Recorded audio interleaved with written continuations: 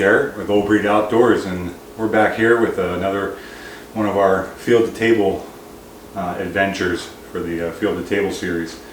So as you can see, I got everything going here today. I've been working on some ground meat,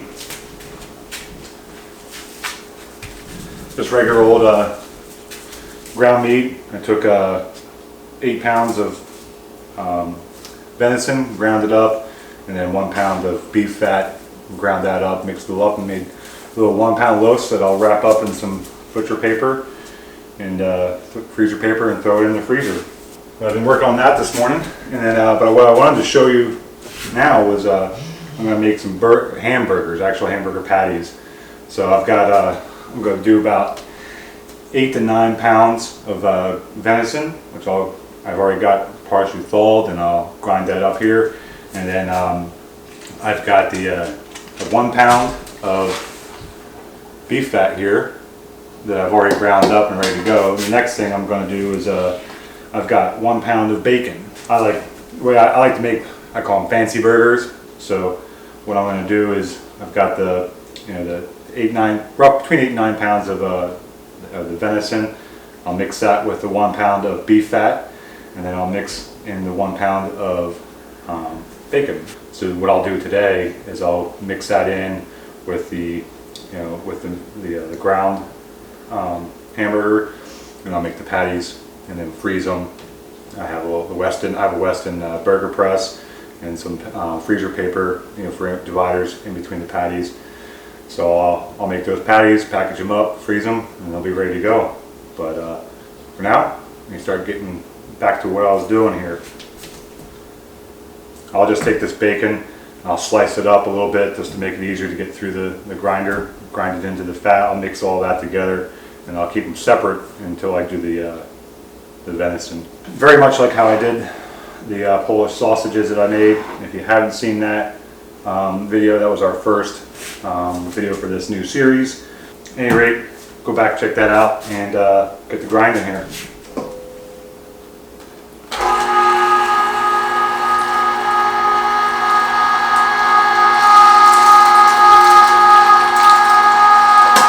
Alright, so I got that all mixed, or ground and mixed in here. Just use my hands, mix all that together.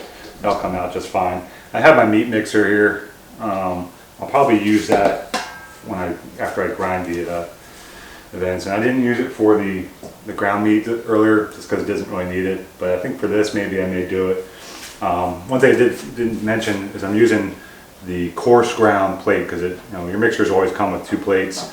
And I've got the coarse ground in there now, and then the fine ground. Once I get the venison ground, I'll mix all this fat and bacon with that ground venison, and then run it through the grinder again for the fine grind, and then we'll be done. You go get my venison, and we'll start grinding that in the coarse grind. If you've been following along on the other video we did with the Polish sausage, and I talked about I had all this meat in the freezer. I've been waiting to get this new grinder, so I've been using that old grinder and got tired of the old hand grinder because my electric grinder I had burned up.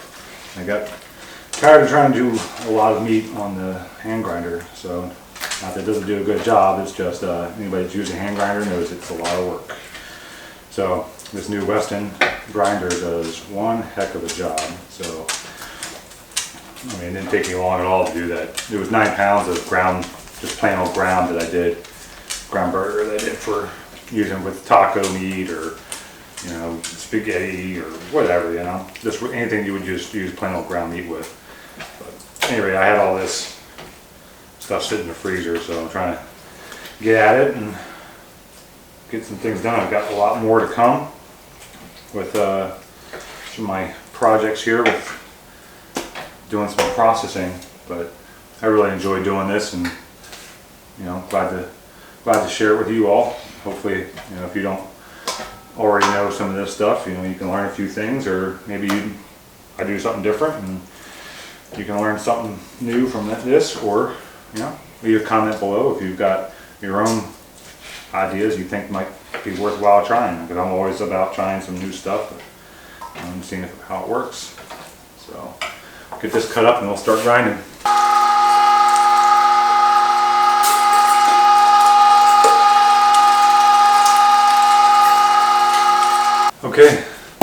made quick work of that with the good old Weston here. I got that coarse ground done. Obviously, I got the bacon and the fat and the beef fat done. That's in the mixer here. So there's 2 pounds total of that, 1 pound of each. And then this ended up being, I weighed it out, just over like about 1 1/4, or like 8 1/4 pounds of the venison. So I'll get that in here to the meat mixer.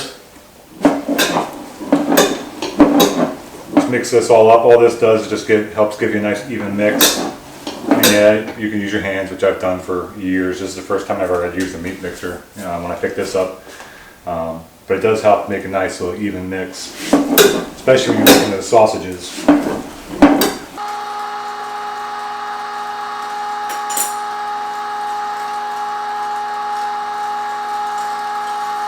Alright, well, I got everything all cleaned up from doing all the grinding, and now we're going to start doing some patties. I already got one done just as a test. First time I've used this burger press and doing this setup, so I wanted to do a little test one, and looks pretty good. So as I said, I have the Weston burger press. I have a double press. I don't know that I necessarily need the double one, but we'll see how this works out. And what I did is I also got these little papers. So just like when you buy frozen burgers at the grocery store, and they come in a little, bag with the patties divided with these. I'm doing the same thing just because it'll make it easier for packaging them up and put them in the freezer. So I'm going to get busy here because I got about 10 pounds of burger here, and I'm making 1/4 pound burgers. Got my scale. I'm just taking the scoop. Scoop's roughly 4 ounces, and so about 4 ounces there, and take my burger, make a little small patty like this, put it on the center, grab another one, get them all in here, close the lid.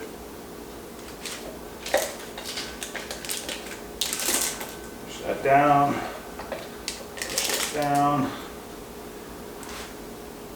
tap those down a little bit, pull it up.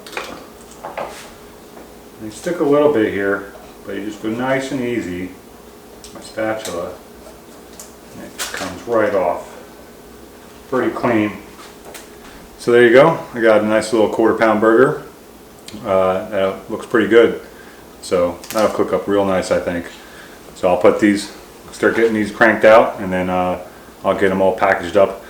Usually, a lot of my stuff I just use saran wrap, and I wrap it up with saran wrap and then the freezer paper.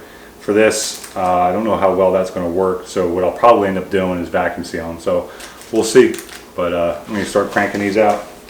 So far, I'm pretty impressed with these. I mean, this is going to take a little bit, but I'm doing it this way, but I'll end up with about 40 hamburgers. So when you divide that up, I mean, it's 10 pounds. So, I mean, I'm going to do packages of 4 hamburgers a piece, and because that'll be enough for 1 for my daughter, 2 for me, and 1 for leftover, or depending on how hungry the little kid is, she might do 2. So, but 4 is enough for, because my wife doesn't eat this stuff, but 4 is enough for my daughter and I to have some burgers for a nice dinner. And yeah, so that's about 10 meals worth of hamburgers. And I'll tell you, like, if you've been following along with any of our other stuff, and we talk about the feel of the table, type stuff, feel the plate, feel the fork, however you want to call it. This is pretty rewarding to do yourself. I mean, it's a lot of work to do all this stuff. I mean, between the butchering and the prep work and all those things, it is a lot of work, but rewarding. You own the process from going out and doing from scouting to doing the actual hunting, getting on the animal, killing the animal, processing it in the field, getting it home, butchering it, and processing all of that, and then which is pretty simple when it comes to steaks and roasts and those types of things. But then this part of the process can be pretty time consuming. So, but making the sausages, making burgers, just making regular burger for use in other dishes, whatever it is, snack sticks, beef jerky, it's a lot of work. However, taking the time to do this is extremely rewarding, and it really honors the resource, and the resource being the deer in this case. Being able to respect that animal to this level, to use as much of the meat as possible, to use every part of the animal that you possibly can think of is pretty amazing. So if you're not doing this kind of stuff on your own, I suggest invest in some stuff to do these things and play around with it. You'll find in the end this is an extremely rewarding process. So as always, hey, appreciate you guys following along, and will be a lot more of these field to table episodes coming, so keep an eye on the channel. Make sure you hit that subscribe button down below. We would sincerely appreciate that. If you're watching the video, just go ahead and hit it. Thanks. And don't forget about checking out our website. Check out some of our blog posts, some of our other things that we have on there, and then check out our shop. We've got some merch on there. We've got stickers, we've got coffee mugs, we've got hats, we've got t-shirts. We would really appreciate if you guys got on there, and something as simple as buying a hat or a sticker really helps us out, and being able to afford a lot of these tags and some of the travel that we're trying to do for these things really helps us out to continue to produce this content for you all, and we really enjoy doing it for you guys. So as always, thanks for following along, and we'll see you on the next one.